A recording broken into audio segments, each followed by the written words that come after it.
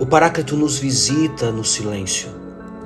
E onde houver uma alma que canta a Deus, mesmo entre correntes, o mundo inteiro pode tremer para uma nova salvação.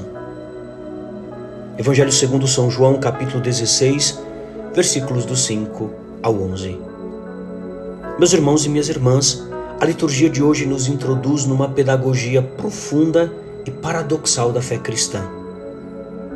A presença que se manifesta na ausência, a libertação que nasce na prisão e a vitória que desponta através da dor, Jesus anuncia aos seus discípulos algo que não querem ouvir.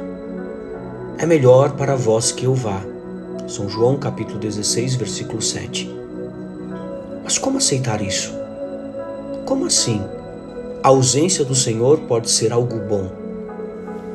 A expressão de Jesus, é melhor para vós que eu vá, é apresentada pelo termo semperei, que significa ser vantajoso, trazer benefício. Jesus, longe de abandonar, prepara os discípulos para uma nova forma de presença.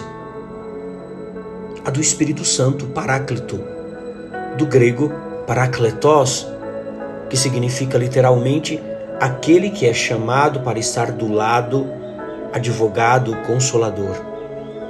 Esse novo tempo da fé cristã, o tempo da igreja, não é marcado pela nostalgia da ausência, mas pela maturidade da presença interior do Espírito.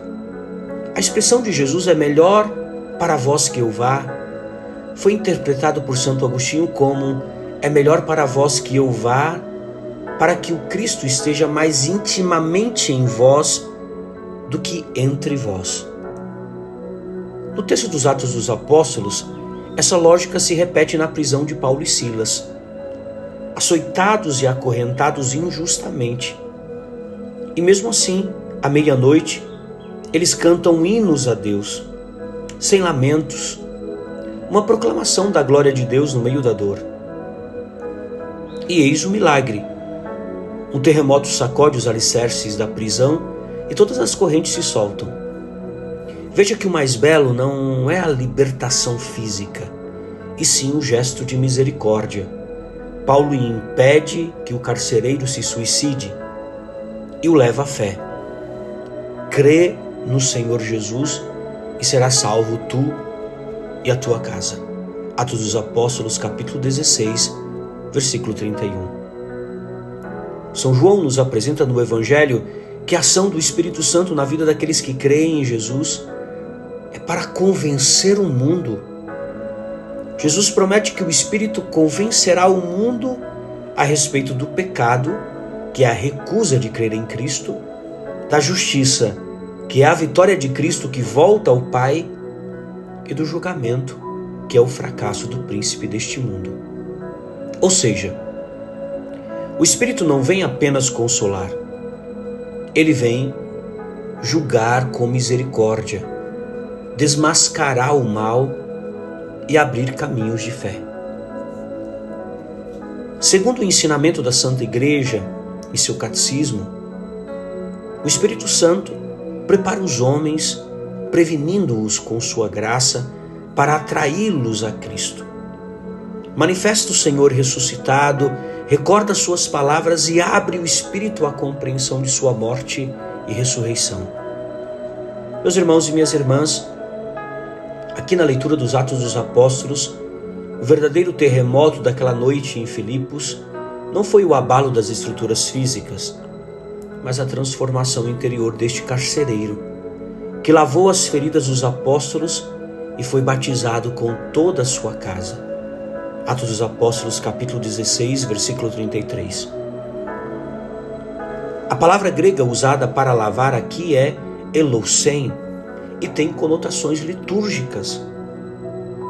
Esse vocábulo evoca o banho do batismo, a passagem do medo para a fé, da morte para a vida. Como dizia São João Crisóstomo, Paulo foi mais livre nas cadeias do que os príncipes do trono, porque estava unido à liberdade de Cristo.